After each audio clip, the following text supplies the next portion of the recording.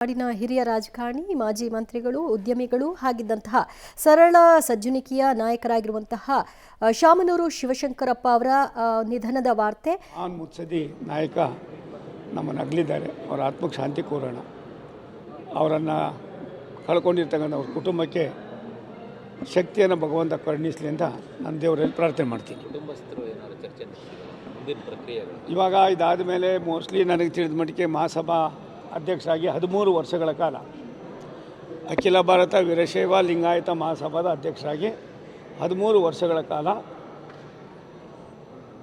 ನಿರರ್ಗಳವಾಗಿ ಎಂಥ ಸಮಸ್ಯೆಗಳು ಬಂದರೂ ಕೂಡ ಅದನ್ನು ಬಗೆಹರಿಸೋದಕ್ಕೆ ಅವಕಾಶಗಳಿದೆ ಅನ್ನೋದನ್ನು ನಮಗೆಲ್ಲರಿಗೂ ಕೂಡ ಪರಿಚಯ ಮಾಡಿಕೊಟ್ಟಿದ್ದಾರೆ.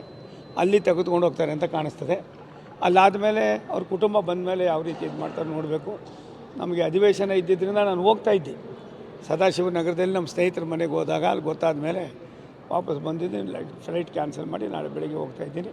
ಶಿವಶಂಕರಪ್ಪನವರು ಮತ್ತೊಮ್ಮೆ ಹುಟ್ಟಿ ಬರಲಿ ಅಂತ ದೇವರಲ್ಲಿ ಪ್ರಾರ್ಥನೆ ಮಾಡ್ತೀನಿ.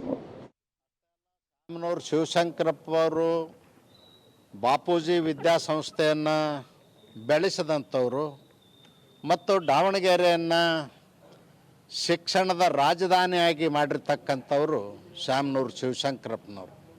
ಬರೀ ಶಿಕ್ಷಣ ಕ್ಷೇತ್ರದಲ್ಲಲ್ಲ, ಔದ್ಯೋಗಿಕ ಕ್ಷೇತ್ರದಲ್ಲೂ ರೈತರಿಗೆ ಬೇಕಾಗ್ತಕ್ಕಂಥ ಸಕ್ಕರೆ ಕಾರ್ಖಾನೆಗಳನ್ನು ಪ್ರಾರಂಭ ಮಾಡಿರೋಂಥವ್ರು.